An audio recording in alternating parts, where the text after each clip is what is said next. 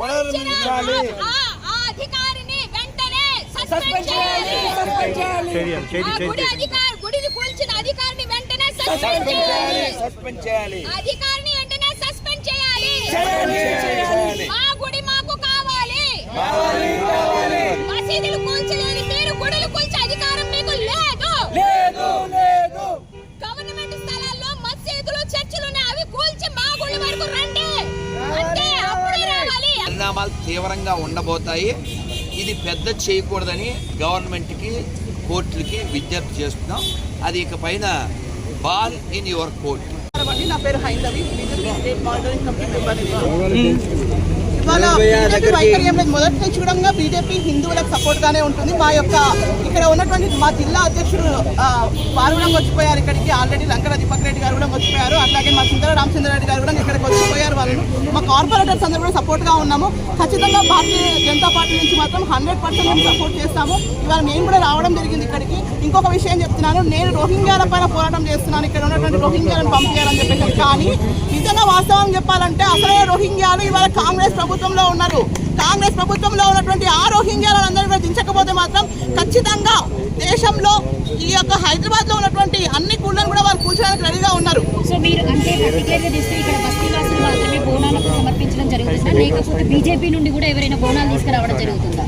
పార్టీలు ఏం లేవండి. ఇక్కడ జెండా ఒకటే, ఎజెండా ఒకటే. కేవలం మా గుళ్ళను మేము కాపాడుకోవాలి. మన గుళ్ళను ఏవైతే ఉన్నాయో వాటిని కాపాడుకోవడమే మా యొక్క లక్ష్యం, అంతే తప్ప ఇక్కడ పార్టీ పరంగానో లేకపోతే ఒక కులం పరంగానో ఒక మతం ఒక విధంగా ప్రాంతం పరంగానో నేను రాలేదు ఇక్కడికి. నేను ఒక హిందువుగా ఒక మహిళగా నా యొక్క సంస్కృతి సాంప్రదాయాన్ని కాపాడుకోవడానికి, అదేవిధంగా ఈ గుడిలను ఏవైతే ఉన్నాయో వాటిని ఖచ్చితంగా కాపాడుకోవడానికి. ఎందుకు ప్రతిసారి హిందువుల పైన హిందూ ఆలయాల పైన దాడులు జరిగినప్పుడు కేవలం బీజేపీ మాత్రమే వస్తుంది, వేరే పార్టీలు ఎందుకు రావట్లేదు? అందరూ కూడా పొందుగాళ్ళు, హిందువులు పొందుగాలన్నటువంటి party BRS party, Congress party. Congress మొదటి నుంచి కూడా ఈ యొక్క దేవాలయాల గురించి వాళ్ళకి చిత్తశుద్ధి లేదు. కాబట్టి ఖచ్చితంగా భారతీయ జనతా పార్టీ మాత్రమే, కేవలం భారతీయ జనతా పార్టీ మాత్రమే హిందువుల పక్షాన పోరాటం చేస్తాము. తప్పకుండా ఈ యొక్క ఆలయాన్ని పునర్నిర్మించేంత వరకు కూడా మేము ఈ యొక్క పోరాటాన్ని ఆపము. ప్రభుత్వాన్ని ఏం డిమాండ్ చేస్తున్నారు మీరు? ఖచ్చితంగా ఉన్నటువంటి ప్లేస్ లోనే అమ్మవారిని ప్రాణ ప్రతిష్ఠ చేసి ఆ యొక్క గుడికి సంబంధించినటువంటి గుడిని మళ్ళీ పునర్నిర్మించి అక్కడ అంగరంగ వైభవంగా అమ్మవారి విగ్రహాన్ని అక్కడ పెట్టాల్సిందే. అక్కడ మళ్ళీ యథావిధిగా బోనాల పండుగలు చేసుకోవాల్సిందే. మన యొక్క అన్ని పండుగలు అక్కడ చేసుకునేంత వరకు కూడా ఈ యొక్క ఉద్యమాన్ని మేము ఖచ్చితంగా ఈ రోజు పెద్ద ఎత్తున బోనాలు తీసుకోవాలని పిలిపించారు. అయితే సెంట్రల్ లో హోమ్ మినిస్టర్ బండి సంజయ్ గారు ఉన్నారు. అలాంటప్పుడు ఎందుకు అమ్మవారి దగ్గర అంత పోలీస్ ప్రొటెక్షన్ ఎందుకు పెట్టారు? సెంట్రల్ హోమ్ మినిస్టర్ గా సంజయ్ అన్న కూడా సపోర్ట్ చేశారండి ఈ విషయం పైన. ఎప్పుడైనా కూడా సంజయ్ అన్న ఫస్ట్ స్పందిస్తారు, హిందువులకు ఏమైనా జరిగినా కూడా ఈ విషయం పైన కూడా స్పందించారు. వారు కూడా ఖచ్చితంగా రేపు ఎల్లుండో వస్తారు, ఇక్కడికి వస్తారు ఖచ్చితంగా ఇక్కడ. కానీ ఒక విషయం గుర్తుపెట్టుకోవాలి, సెంట్రల్ పోలీస్ ఫోర్స్ అనేది ఇక్కడ లేదు. కేవలం ఇది రాష్ట్ర ప్రభుత్వం చేస్తున్నటువంటి కుట్ర. ఇక్కడ ఉన్నటువంటి ఆ యొక్క భూమి చాలా విలువైనటువంటి భూమి. ఆ యొక్క గుడిని తొలగిస్తే ఇక్కడ ఏ అపార్ట్మెంట్ లేకుంటే ఏదో కమర్షియల్ గా వాళ్ళ బిల్డింగ్స్ లో రెడీ చేయడానికి అని చెప్పేసి ప్లాన్ చేసిరు. అదేవిధంగా హెచ్సీలో కూడా అదే పని చేసిన వాళ్ళు ఇప్పుడు ఇక్కడ కూడా అదే పని చేస్తూ ఉన్నారు. ఖచ్చితంగా హిందువుల జోలికి వస్తే మాత్రం వదిలిపెట్టేటువంటి ప్రసక్తి లేదు. ఇప్పుడు మీ కార్యాచరణ ఎలా ఉండబోతుంది మరి? అక్కడ పోలీసులు పోనీయట్లేదు అమ్మవారిని చూడడానికి. తప్పకుండా పోతాం. ఎవరు వాళ్ళు ఆపడానికి? వాళ్ళ హిందువులు కాదా? మీరందరూ హిందువులు కాదా? మనం అందరం కలిసి పోదాం పదండి. మీడియా తరపు నుంచి మీరు రండి, పోలీసులను తీసుకొని పోదాం, మనం రండక్క అని చెప్పేసి వాళ్ళు బోనాలు సమర్పించరా? వాళ్ళు కూడా ఇళ్ళలో పొట్టు పెట్టుకొని బోనాలు చేసుకునే వాళ్ళే కదా. మరి వాళ్ళు డ్యూటీలో ఉన్నా సరే ఎవరున్నా సరే వాళ్ళందరినీ కూడా తీసుకొని మనం పోదాము. ఖచ్చితంగా ఇప్పుడు వెళ్తున్నాం అక్కడికి వెళ్ళిన తర్వాత మనము కార్యాచరణ ప్రకటిస్తాం. రేపు కానీ ఎల్లుండి కానీ మంచి విశేష వివరణ వస్తే మనందరం ఒక పండగ వాతావరణాన్ని ఇక్కడ పెట్టి పెద్దమ్మ తల్లిని కాపాడుకోవాలి. పెద్దమ్మకే ఈరోజు మనందరం ఇలాంటి ప్రమాదం తెస్తే మిగతా అమ్మలందరికీ మరి ఎలాంటి తేవాలి? అంటే గతంలో కూడా హిందూ దేవాల పైన ఒక సాధువులం కాబట్టి మాకు ప్రభుత్వంతో, తర్వాత మీరు అన్నట్టుగా రాజకీయవేత్తలతో కానీ మిగతా ఏ వ్యాపారవేత్తలతో కానీ ముఖ్యంగా పని ఉండదు. మాకు కావాల్సిన ముఖ్యమైన విషయం ఏంటంటే మన సనాతన ధర్మంలో దేవీ దేవతలకి విలువ ఉంది.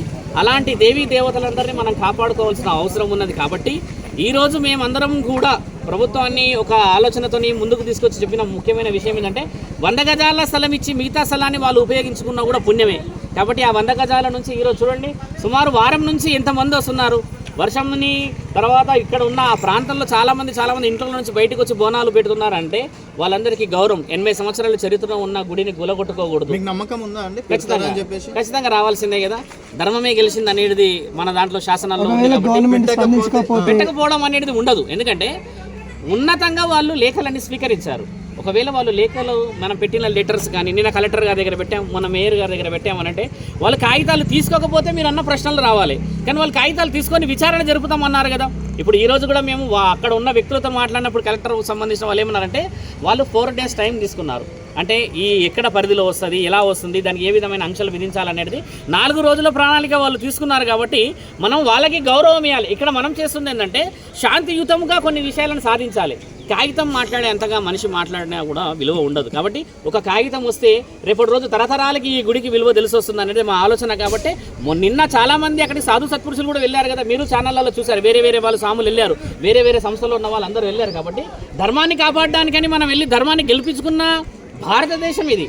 మన దేశమే గెలిచింది, మన ధర్మమే గెలిచింది, మన సనాతన ధర్మమే గెలిచింది. కాబట్టి సాధువులందరూ ఏకమైన తర్వాత గుడి, తర్వాత మీరందరూ ఏకమైన తర్వాత భారతదేశంలో ఉన్న హిందువులందరూ ఒక విధంగా రావడం చేత ఈ విధముగా వచ్చిన గుడికి ఖచ్చితంగా పునరుద్ధరణ ప్రభుత్వం ఇవ్వాల్సిందే. కాబట్టి ఖచ్చితంగా వాళ్ళు ఇవ్వరు అనేది లేదు, ఖచ్చితంగా ఇస్తారు.